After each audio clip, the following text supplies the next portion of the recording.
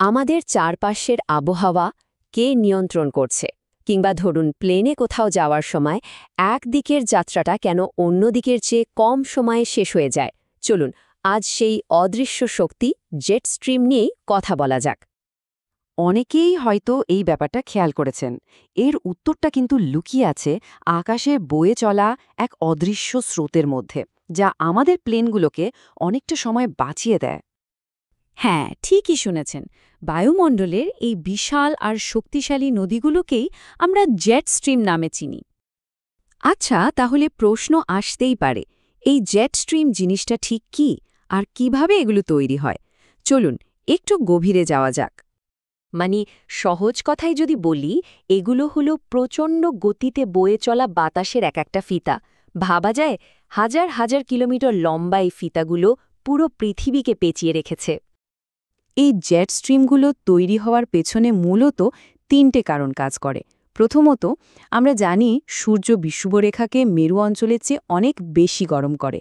এই তাপমাত্রার বিশাল পার্থক্যের কারণে বায়ুর চাপের মধ্যেও একটা বড় তফাৎ তৈরি হয়। আর সবশেষে পৃথিবীর নিজের অক্ষের ওপর যে ঘূর্ণন, যাকে আমরা কোরিওলিস এফেক্ট বলি, সেটাই এই বায়ুকে বাঁকিয়ে দিয়ে প্রচণ্ড গতিসম্পন্ন একটা স্রোতে পরিণত করে। আর এটাই হলো মূল সূত্র। এই কারণেই কিন্তু ঋতু পরিবর্তনের সাথে সাথে এদের শক্তি আর গতি এত নাটকীয়ভাবে বদলে যায়। চলুন এবার পরের অংশে যাই। বায়ুমণ্ডলের এই দৈত্যাকার স্রোতগুলোর আরও কিছু অবিশ্বাস্য বৈশিষ্ট্য দেখে নেওয়া যাক। জেট স্ট্রিমগুলো কিন্তু বায়ুমণ্ডলের অনেক উঁচুতে থাকে, মানে প্রায় ৯ থেকে ১৬ কিলোমিটার উচ্চতায়, যেখানে সাধারণত বাণিজ্যিক ফ্লাইটগুলো চলাচল করে তারও ওপরে। আর এদের গতির কথা যদি বলি, সেটা তো অবাক করার মতো। মাঝে মাঝে এদের গতি ঘন্টায় ৩০০ কিলোমিটারেরও বেশি হয়ে যায়, মানে একটা ক্যাটাগরি ৫ হারিকেনের বাতাসের চেয়েও দ্রুত।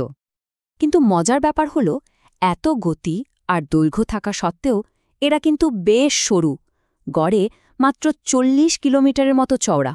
আর ঠিক এই কারণেই এদের শক্তি এতটা ঘনীভূত থাকে। এদের গতি কিন্তু সবসময় এক থাকে না। যেমন ধরুন শীতকালে যখন মেরু আর বিষুবরেখার মধ্যে তাপমাত্রার পার্থক্য সবচেয়ে বেশি থাকে, তখন জেট স্ট্রিমগুলো অনেক বেশি শক্তিশালী হয়ে ওঠে। আরেকটা ইন্টারেস্টিং ব্যাপার হলো, জেট স্ট্রিমগুলো কিন্তু একদম সোজা পথে চলে না, বরং সাপের মতো এঁকে বেঁকে চলে। এই বিশেষ বাঁকানো পথটাকেই বলা হয় রসবি তরঙ্গ, যা আমাদের আবহাওয়ার নানা রকম পরিস্থিতি তৈরি করতে, যেমন ঝড় বা শান্ত আবহাওয়া, একটা বড় ভূমিকা পালন করে।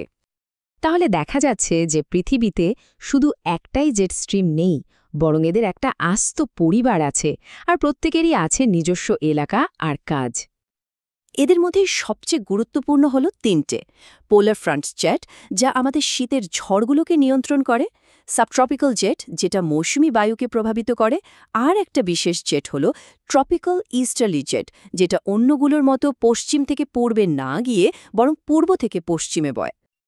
এছাড়া আরও কিছু বিশেষ ধরনের জেট স্ট্রিম আছে, যেমন পোলার নাইট জেট।